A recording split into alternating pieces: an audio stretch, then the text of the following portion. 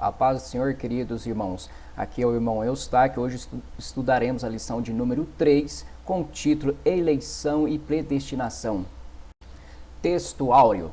Como também nos elegeu nele antes da fundação do mundo, para que fôssemos santos e irrepreensíveis diante dele em amor, e nos predestinou para filhos de adoção por Jesus Cristo, para si mesmo, segundo o beneplácito de sua vontade. Efésios capítulo 1, versos 4 e 5.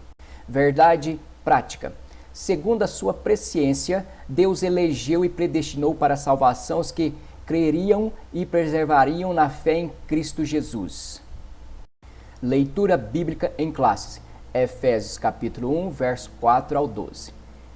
Como também nos elegeu nele antes da fundação do mundo, para que fôssemos santos e irrepreensíveis diante dele em amor, e nos predestinou para filhos de adoção por Jesus Cristo, para si mesmo, segundo o beneplácito da sua vontade, para louvor e glória da sua graça, pela qual nos fez agradáveis a si no amado, em que temos a redenção pelo sangue e a remissão das ofensas segundo a riqueza da sua graça, que ele tornou abundante para conosco em toda a sabedoria e prudência, descobrindo-nos o mistério da sua vontade, segundo o seu beneplácito, que propusera em si mesmo, de tornar a congregar em Cristo todas as coisas, na dispensação da plenitude dos tempos, tanto as que estão nos céus como as que estão na terra, nele, digo, em que também fomos feitos herança, havendo sido predestinados conforme o propósito daquele que fez todas as coisas, segundo o conselho de sua vontade, com o fim de sermos para o louvor da sua glória, nós, o que primeiro esperamos em Cristo. Amém.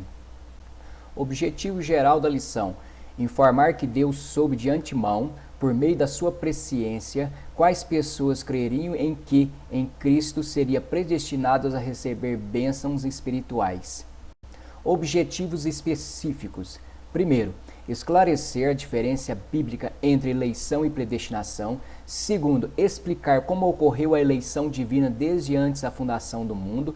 Terceiro, constatar que a predestinação bíblica retrata as bênçãos concedidas aos eleitos. Introdução. Nesta aula trataremos da eleição e predestinação, temas sobremodo importantes no estudo da soteriologia, doutrina da salvação da humanidade por Jesus Cristo. A doutrina da eleição em Cristo é sobremaneira importante e esclarecedora do quanto Deus, na sua preciosa graça, nos amou de maneira ínfima, ainda nos refolhos da eternidade, dando a nós a gloriosa oportunidade de sermos partícipes do seu povo amado. O Deus Pai, em seu Filho Jesus Cristo, por meio da sua presciência, nos elegeu para a salvação e nos predestinou para filhos de adoção por Jesus Cristo, para si mesmo, segundo o beneplácito, que significa bom propósito, da sua vontade, e nos abençoou com todas as bênçãos espirituais nos lugares celestiais em Cristo. Efésios capítulo 1, verso 3. Antes de explorarmos os tópicos propostos da lição, irmãos, vamos inicialmente procurar entender o que é eleição. Primeiramente, diríamos que a eleição é um processo de escolha que envolve duas partes e um objetivo. Uma das partes é aquela que faz a escolha ou que escolhe. A outra parte é a escolhida. O objetivo da eleição para a função ou papel que o eleito deve cumprir. Para entendermos melhor esse processo, vamos tomar um exemplo material, ou seja, do nosso dia a dia. A eleição para prefeito de uma cidade como exemplo. Primeiro, o poder para eleger. Todos os indivíduos poderão ser prefeito, mas ser prefeito não depende só da vontade de cada um. A vontade da maioria ou a vontade primeira, a de quem tem o poder para escolher, no caso o eleitor.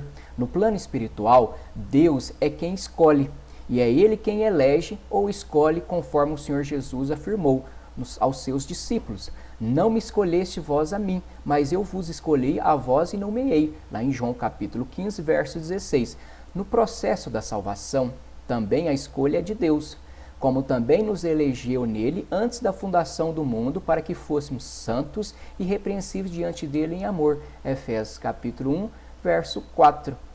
Segundo ponto do nosso exemplo, o eleito ou escolhido precisa tomar posse do cargo. Voltando ao nosso exemplo, a eleição do prefeito, ele foi eleito pelo povo. Porém, apurada a votação, embora tenha sido eleito, ele não se torna prefeito. Não entra no exercício do poder automaticamente. É preciso tomar posse do cargo. A posse do cargo é uma decisão exclusiva de quem foi eleito.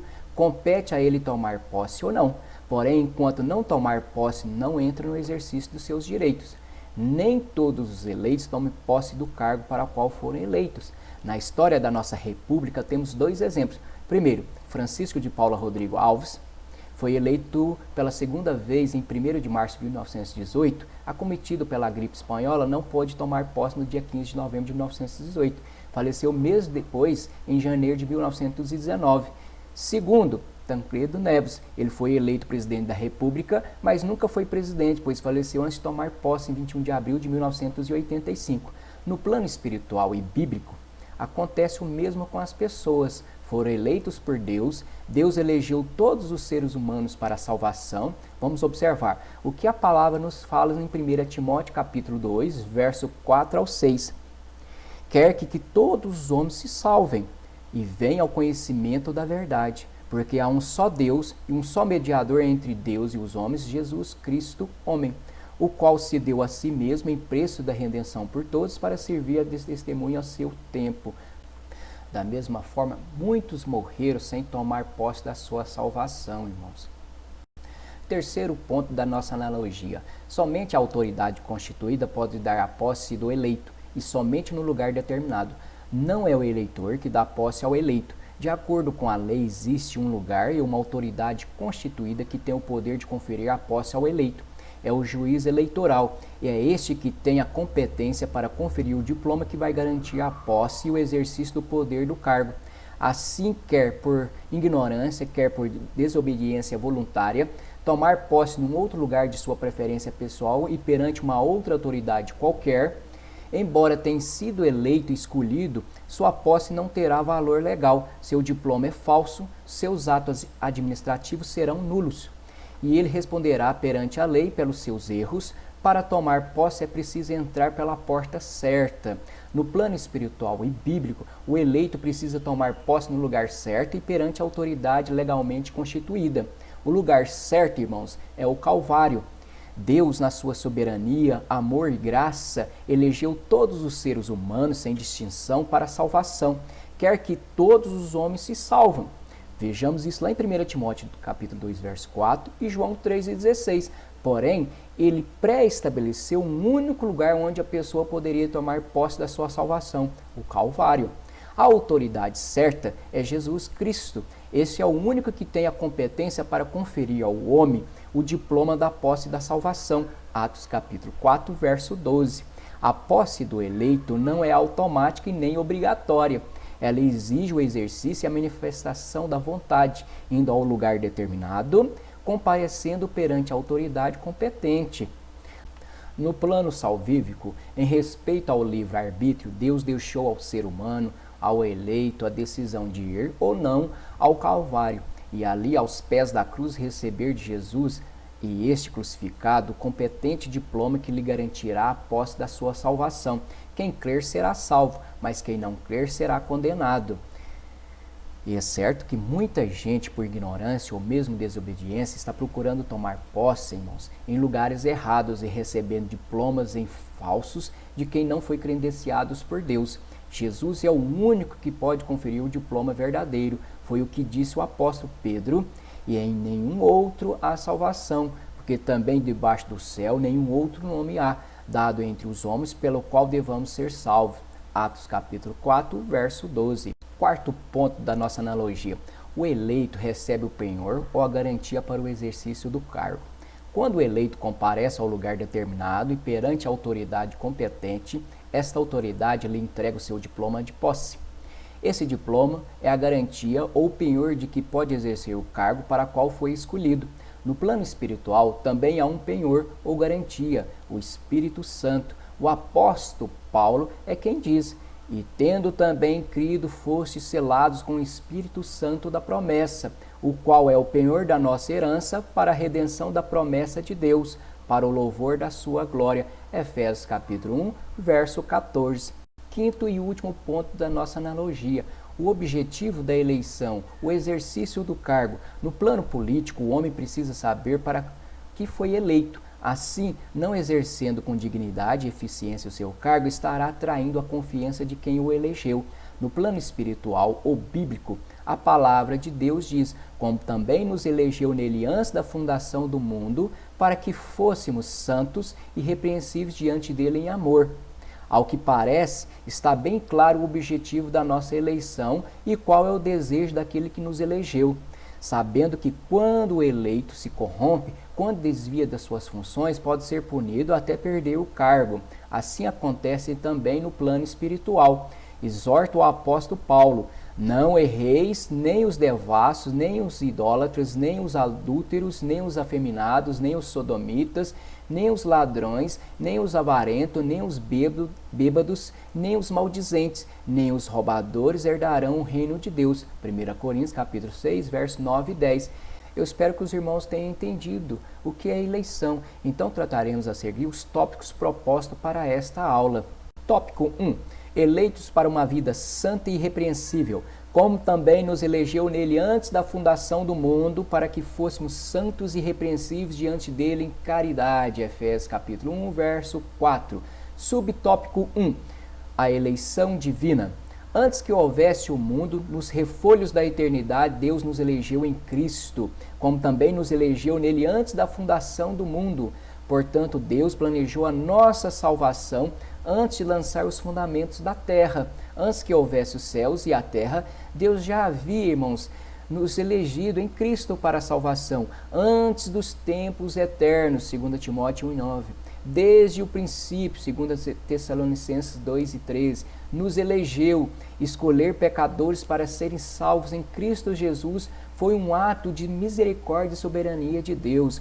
A iniciativa foi toda de Deus. Ele nos tem abençoado.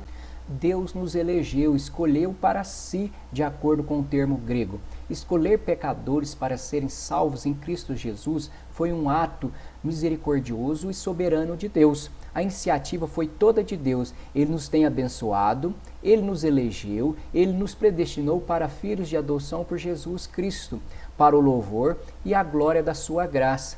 Esse era o plano de Deus, o qual jamais foi frustrado e nem anulado, irmãos. Mesmo diante da nossa rebeldia e transgressão, o plano de Deus permaneceu intacto e vitorioso. Nenhum problema neste mundo ou no mundo por vir pode cancelar essa eleição divina. Paulo pergunta: quem tentará acusação contra os escolhidos de Deus? É Deus quem os justifica. Quem os condenará? Pois é Cristo quem morreu, ou antes que ressuscitou dentre os mortos, o qual está à direita de Deus e também intercede por nós. Romanos capítulo 8, versos 33 e 34. O apóstolo ainda diz: aquele que começou a boa obra em vós, irá aperfeiçoá-la até o dia de Cristo Jesus. Filipenses capítulo 1, verso 6. Nossa vida está segura nas mãos de Jesus e das suas mãos ninguém pode nos tirar, irmãos. Ele mesmo diz: eu dou-lhes a vida eterna e nunca hão de perecer, e ninguém as arrebatará das minhas mãos. João capítulo 10, verso 28. Em quem fomos escolhidos, irmãos? Qual é o agente da nossa eleição? A resposta se encontra lá em 1 Efésios capítulo 4. Nos elegeu nele, Jesus Cristo. Como se vê, o agente da nossa eleição é o nosso Senhor Jesus Cristo. Deus não nos escolheu em nós mesmos por nossos méritos, mas em Cristo. A eleição não anula a cruz de Cristo, antes a inclui. Não somos salvos à parte de Cristo e de seu sacrifício vicário, mas através da sua morte substitutiva. A parte de Cristo não existe eleição para a salvação. Portanto, a eleição é cristocêntrica. Deus colocou a nós e a Cristo juntos na sua mente. Resolveu tornar-nos seus próprios filhos através da obra redentora de Cristo. Segundo subtópico, as condições da eleição. A eleição é um ato soberano de Deus pela sua graça e misericórdia. Ele escolheu todas as pessoas para a salvação. Aquele que tem o poder da eleição manifestou a sua vontade de salvar todos os seres humanos. É o que está escrito: porque isto é bom e agradável diante de Deus, o nosso Salvador, que quer que todos os homens se salvem e venham ao conhecimento da verdade. 1 Timóteo, capítulo 2, verso 3 e 4. Deus não faz acepção de pessoas, conforme Pedro declarou. Reconheço por verdade que Deus não faz acepção de pessoas, mas lhe é agradável que aquele que em qualquer nação o teme e faz o que é justo. Atos capítulo 10, verso 34 e 35. Perceba a expressão usada por Pedro, aquele que em qualquer nação. Deus não ficou apenas no querer, ele providenciou também os meios pelos quais todos pudessem alcançar a salvação, irmãos. Porque a graça de Deus se manifestada, trazendo salvação a todos os homens. Tito capítulo 2, versos 11, nós podemos encontrar essas palavras. Essa teoria ou esse estudo na teologia é chamado de universalismo qualificado, onde o evangelho é oferecido a todas as pessoas, porém não são todas as que aceitam. Entretanto, irmãos, esses meios não é meritório e ninguém pode cumpri-los sem a graça de Deus. Desse modo, fomos eleitos por iniciativa divina por causa da graciosa obra de Cristo e não pelas nossas obras. Acredito que ninguém aqui tem dúvida de que a salvação se dá pela graça ou por meio da fé em Cristo Jesus. A questão é que a aceitação desse evangelho da salvação depende de cada um de nós se arrepender e aceitá-lo. Nada do que houvermos feito antes da nossa conversão nos torna dignos de sermos salvos, pois segundo encontramos em Isaías capítulo 64, verso 6, lá diz o seguinte: mas todos nós somos como o imundo, e todas as nossas justiças como o trapo da imundícia, e todos nós caímos como a folha, e as nossas culpas como um vento nos arrebatam. Alguns até duvidam desse desejo de Deus em salvar todos os seres humanos. Se ele tivesse preparado de antemão um lugar na eternidade para aqueles que não viessem a ser salvos, mas Deus não preparou esse lugar. Na eternidade, Deus preparou para o ser humano um único lugar, o céu, ou na expressão usada por Jesus, a casa de meu Pai. Na casa de meu Pai há muitas moradas, vou preparar-vos um lugar. João capítulo 14, verso 2. O lugar que Deus preparou na eternidade, conhecido como lago de fogo e enxofre, segundo afirmou Jesus, foi para o diabo e seus anjos. Portanto, não tendo sido preparados um outro lugar para o homem, e para lá que encaminham os que rejeitam a salvação. Olha o que Jesus diz lá em Mateus 25, verso 41. Então dirá também aos que estiverem à sua esquerda: apartai-vos de mim, malditos, para o fogo eterno preparado para o diabo e seus anjos. Todos os ímpios de todos os tempos, após o juízo final perante o grande trono branco, infelizmente serão lançados no mesmo lugar onde Satanás estará por toda a eternidade, no lago de fogo. Vejamos Apocalipse 20, verso 10 e 15. E o diabo, que os enganava, foi lançado no lago de fogo e enxofre, onde está a besta e o falso profeta. E de dia e de noite serão atormentados para todo o sempre. E aquele que não foi achado escrito no livro da vida foi lançado lá no lago de fogo. O terceiro subtópico, o propósito da eleição, vida santa e irrepreensível. Deus nos elegeu em Cristo e com o propósito de sermos santos e irrepreensíveis diante dele. Na nova aliança, Deus está formando um novo povo universal para que seja santo e especial. Vida santa. O que quer dizer vida santa? Nenhuma pessoa deve considerar-se eleita de Deus se não viver em santidade. A santificação não é a causa, mas a prova da nossa eleição. A eleição é a raiz da salvação e não seu fruto. Enganam-se aqueles que pensam que a doutrina da eleição promova e estimula uma vida relaxada. Somos eleitos para a santidade e não para o pecado. Somos salvos do pecado e não no pecado. Uma pessoa que se diz segura da salvação e não vive em santidade está provando que não é eleita. Aqueles que não são santos não podem ter comunhão com Deus e nem jamais verão a Deus. No céu só entrarão os santos. Uma pessoa que não ama a santidade não suportará o céu. A vida irrepreensível. Além da santidade, Deus nos elegeu para sermos irrepreensíveis. No Antigo Testamento, a palavra irrepreensível é aplicada para um sacrifício imaculado. Ela quer dizer sem qualquer espécie de mancha. Era uma palavra usada para um animal apto para o sacrifício.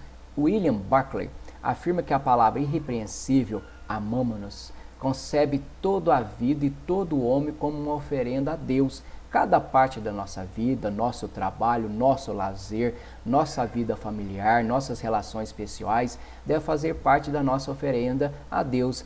Esta é a nossa vida dos eleitos. Portanto, a eleição tem como alvo nos levar a uma vida limpa, pura e santa. Somos a noiva do Cordeiro que está se adornando para Ele. Não somos escolhidos para viver na lama, mas para viver como sal e como luzeiros do mundo, irmão. E apresentando-nos a Jesus como a noiva pura, santa, sem defeito, como está lá em Efésios capítulo 5 e 27, para apresentar a si mesmo igreja gloriosa, sem mácula, sem ruga, nem coisas semelhantes, mas santa e irrepreensível. Quarto subtópico, a nova vida dos eleitos. Esse subtópico é apresentado como exortações contra a velha conduta, tais como mentira, fruto, palavras torpes, amargura, ira e cólera, e ainda severas advertências contra a fornicação, impureza, avareza e embriaguez.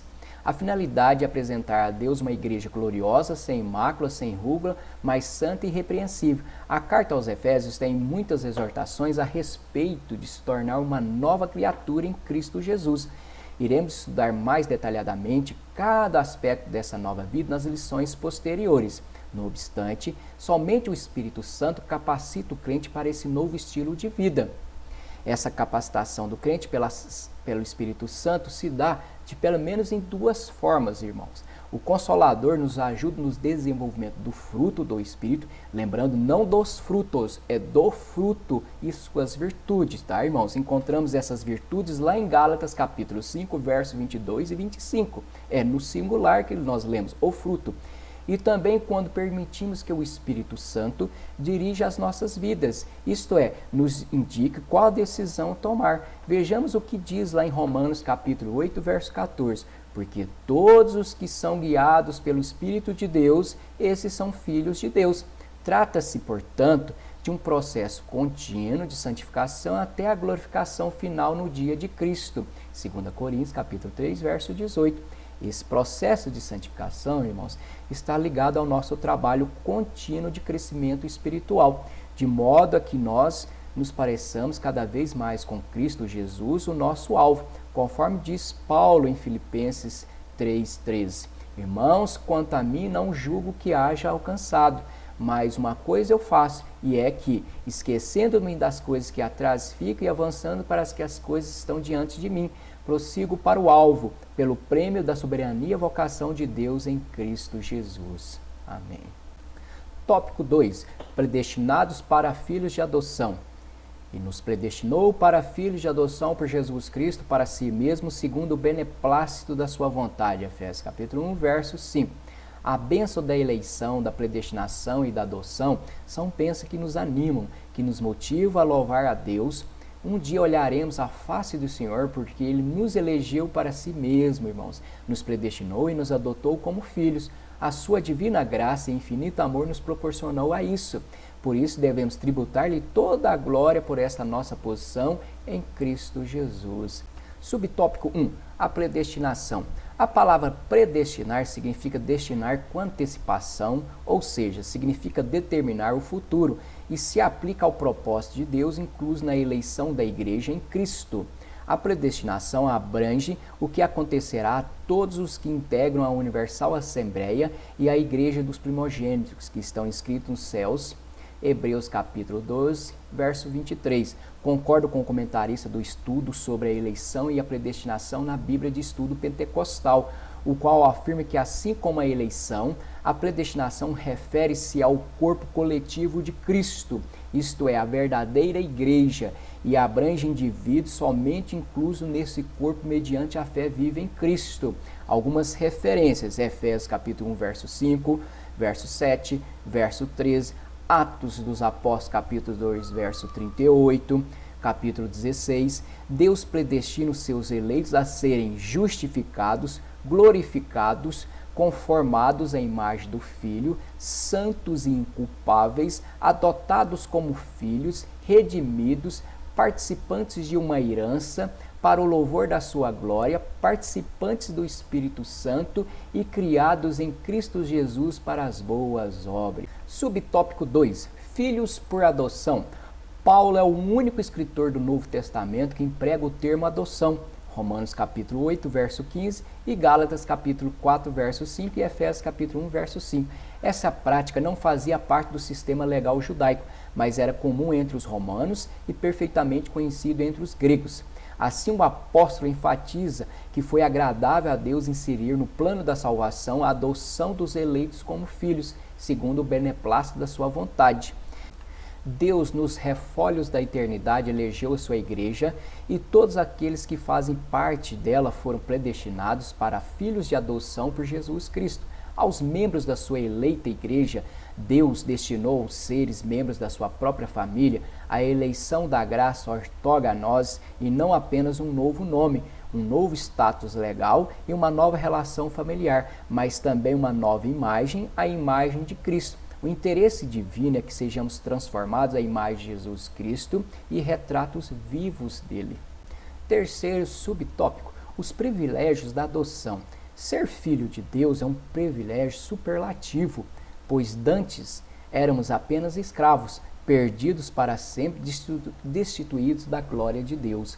O ser humano foi criado para viver como companheiro de Deus, mas por causa da queda, ele perdeu esse status. Passou a ser apenas mais um item da criação.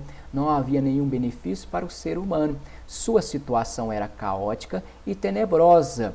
Porém, aprova a Deus nos adotar como seus filhos e nos tornar partícipes da sua glória eterna. Através do sacrifício de Cristo, Deus nos trouxe de volta à sua família e nos tornou seus herdeiros, junto com o Senhor Jesus.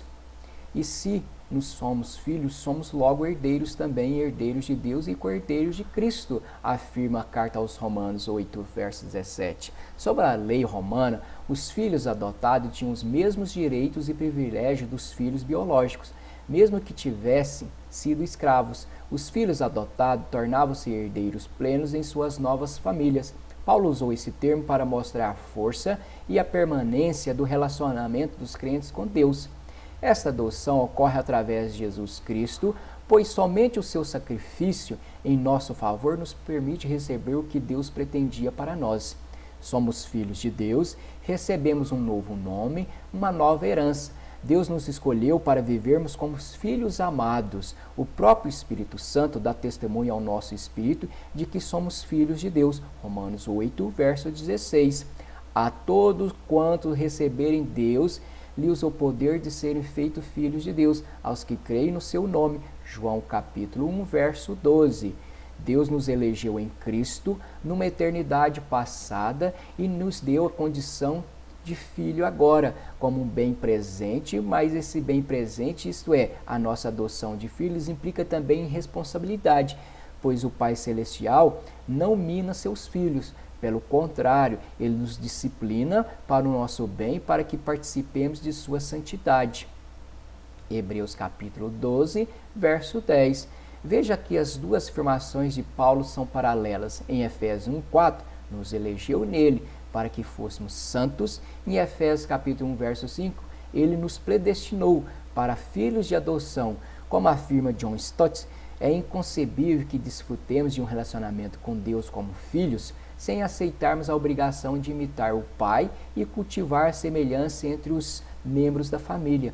Assim, a adoção como filhos e filhas de Deus traz tanto uma vantagem como uma desvantagem. O imenso ganho é uma perda necessária. Ganhamos acesso a Ele como Pai, mediante a redenção ou perdão, mas perdemos o direito de falhar, começando imediatamente pela obra da santificação do Espírito Santo, até que finalmente nos tornemos perfeitos no céu.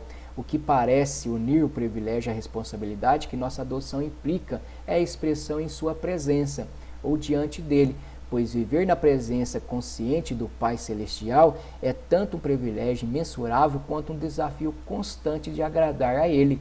Logo, a verdade da eleição e predestinação divina deve nos levar à justiça e não ao pecado, e a uma sincera gratidão em espírito de adoração, não ao orgulho, e em consequência devemos ser santos e irrepreensíveis para Ele, e viver para o louvor e glória de sua graça.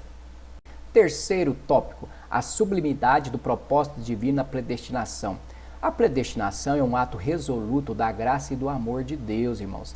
Diz respeito apenas à salvação do ser humano, condicionada à fé em Cristo Jesus, jamais à condenação eterna. Subtópico 1, a predestinação e a salvação. Uma coisa devemos atentar, a eleição precede a predestinação. Diz o texto sagrado, como também nos elegeu nele antes da fundação do mundo e nos predestinou para si mesmo. Aqui mostra que a eleição precede a predestinação, isto é, a eleição é anterior à predestinação. Deus Pai nos elegeu em Cristo para que depois fôssemos predestinados. Quando aceitamos Cristo como Salvador, participamos de um plano que foi elaborado antes da fundação do mundo. Em Cristo estamos predestinados ao céu, ou seja, se estivermos em Cristo, iremos para o céu. Há uma ilustração na Bíblia de Estudo Pentecostal sobre a eleição e a predestinação, que é bastante pedagógico e que nos faz entender simultaneamente esses dois elementos. Podemos comparar a igreja eleita a um grande navio viajando para o céu. Cristo é o capitão e o piloto desse navio.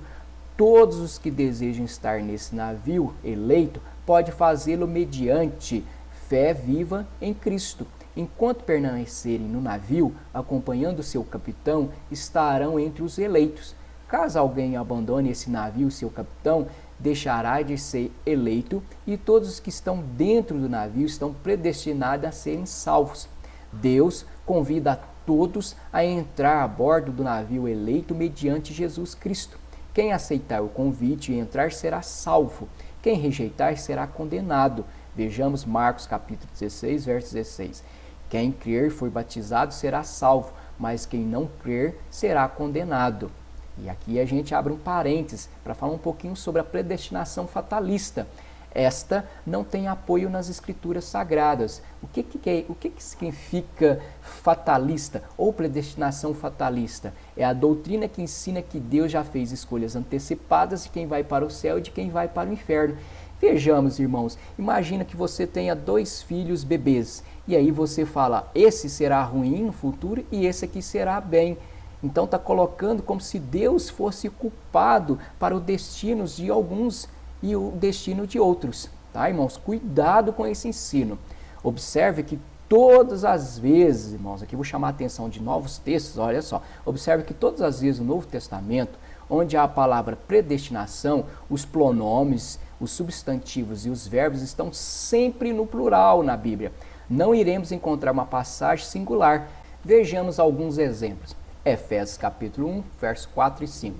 Como também nos elegeu e nos predestinou, fazendo uma análise semântica desse texto, a pergunta que se faz é, para quem o apóstolo Paulo escreveu essa passagem? Para uma pessoa particular ou para a igreja? Certamente para a igreja. Aqui o apóstolo Paulo não está falando para Timóteo, ele não está dirigindo-se apenas para uma pessoa. Os verbos e os pronomes estão no plural. Nos predestinou, nos elegeu. Portanto, ele está falando para a igreja. Em Cristo fomos eleitos. Em Cristo a igreja foi eleita para a salvação. Mesmo que muitos não permaneçam nela, ela vai para o céu. A igreja vai para o céu e a pessoa que está na igreja irá para o céu, porque ele faz parte da noiva do Cordeiro. Porém, se essa pessoa sair da igreja, certamente irá para o inferno. Vamos abordar um terceiro texto. 1 Pedro, capítulo 2, versos 9 e 10. Mas vós sois a geração eleita, o sacerdócio real, a nação santa, o povo adquirido para que anuncieis a virtude daquele que vos chamou das trevas para a maravilhosa luz. Vós que em outro tempo não ereis povo, mas agora sois povo de Deus, que não tinhais alcançado misericórdia, mas agora alcançastes a misericórdia. Veja aqui o pronome vós. Paulo está falando de quem? Claro que é da igreja. Paulo não está falando da pessoa no singular, ele está falando da igreja, que é formada por um conjunto de pessoas, e essas pessoas participam dela se quiserem. Se uma pessoa estiver na igreja, irá para o céu. Se não estiver na igreja, vai para o inferno. Portanto, para permanecer salvo em Cristo, a pessoa precisa estar na igreja, ser noiva de Cristo. Os ímpios estão determinados ao inferno. Salmo de número 9, verso 17. Não porque Deus queira levá-los para lá. Não, O desejo de Deus é que todos os homens se salvem e venham ao conhecimento da verdade. 1 Timóteo capítulo 2, verso 4. Os ímpios vão para o inferno por seus próprios meios, deliberações e vontade. Quem faz a escolha de estar dentro ou fora da igreja é a própria pessoa. Analisando o quarto texto, Romanos capítulo 8, verso 29 e 30. Porque os que dantes conheceu, também os predestinou para serem conformes à imagem de seu Filho, a fim de que ele seja o primogênito entre muitos irmãos, e aos que predestinou, a esses também chamou, e aos que chamou, a esses também justificou, e aos que justificou, a esses também glorificou. Nesse texto, quem vai ser glorificado? A igreja.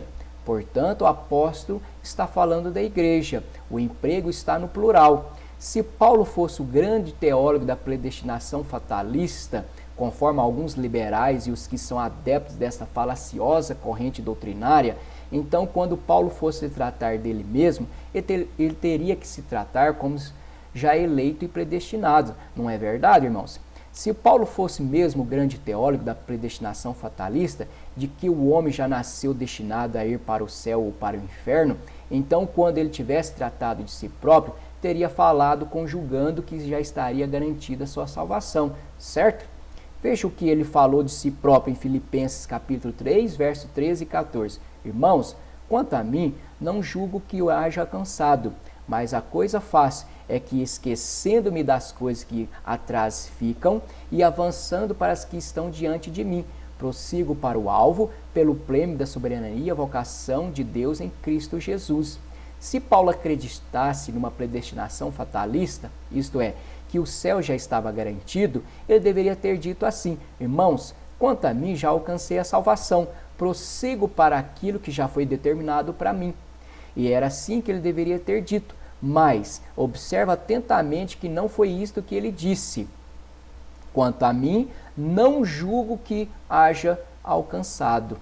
Portanto, não acreditamos em uma predestinação fatalista, ou seja, que Deus fez escolhas antecipadas de quem vai para o céu ou de quem vai para o inferno. Acreditamos sim que a igreja vai para o céu e cremos que as pessoas que vivem no pecado vão para o inferno. Vão porque querem, porque rejeitam o único caminho que pode levar o ser humano ao céu, que é Jesus Cristo. João 14, verso 6. Assim como a arca de Noé foi eleita para abrigar pessoas juntos diante de Deus e livrá-las do juízo divino contra a civilização antediluviana, Deus elegeu a sua igreja, constituída de povos de todas as nações, gentios e judeus, salvos pelo sangue de Jesus Cristo, com o fim de abrigar todos aqueles que foram salvos em Cristo Jesus. No dilúvio, todos que adentraram a arca de Noé estavam predestinados a serem salvos do juízo divino. Assim também todos que fazem parte da igreja de Cristo estão predestinados à salvação eterna, porém todos aqueles que estão fora dela e que dela saírem, escolhendo a apostasia, terão o mesmo destino dos demais ímpios. Salmo 9, verso 17. Segundo subtópico e último, predestinação e amor. A predestinação é um ato resoluto do amor de Deus a nos predestinar para filhos de adoção por Jesus Cristo. Deus não fez isso com uma medida de emergência. Depois que o pecado subjugou a criação, pelo contrário, esse era o seu plano imutável, o beneplácito da sua vontade, desde o princípio. Por isso, quando alguém pergunta por que Deus continuou com a criação se sabia que seria seguido pela queda, uma resposta que se pode oferecer provisoriamente é que ele nos predestinou para uma honra maior do que a própria criação nos daria. Ele intentava nos adotar, nos tornar filhos e uma família. Foi um ato resoluto em amor. Um filho natural pode vir quando os pais não esperam, ou até mesmo quando não querem, ou ainda não se sentem preparados. Mas a adoção é um ato consciente, deliberado e resoluto de amor. É uma escolha voluntária. Portanto, um filho adotado deve sua posição à graça e não a um direito. Nós nos tornamos filhos de Deus porque Ele generosamente derramou seu amor, a sua graça sobre nós. Pense nisso, irmãos. Conclusão. Deus, com seu amor infindo e com sua maravilhosa graça, elegeu a sua igreja e predestinou para si mesmo todos aqueles que pertencem à igreja. No refúgio da eternidade, Deus determinou o futuro da igreja. A igreja vai para o céu. Poderia mencionar muitas passagens a respeito desse assunto, mas uma delas é 1 Tessalonicenses, capítulo 4, versos 16 e 17. Nesse texto encontramos Paulo falando sobre a vinda de Cristo e o futuro da igreja, porque o mesmo Senhor descerá do céu com alarido, e com a voz de arcanjo, e com a trombeta de Deus, e os que morrerem em Cristo ressuscitarão primeiro, e depois nós, os que ficamos vivos, seremos arrebatados juntamente com eles nas nuvens, ao encontrar o Senhor nos ares, e assim estaremos com o Senhor. Deus nos predestinou para Ele, para vivermos diante dEle, em comunhão com Ele, e fomos eleitos para Deus, para andarmos com Ele, para nos deleitarmos com Ele. Ele é a nossa fonte de prazer, Ele é o amado da nossa alma. Na presença dEle é o que encontramos plenitude da alegria. Glórias, honra e louvores seja dado a Ele. Amém. Que Deus abençoe a todos.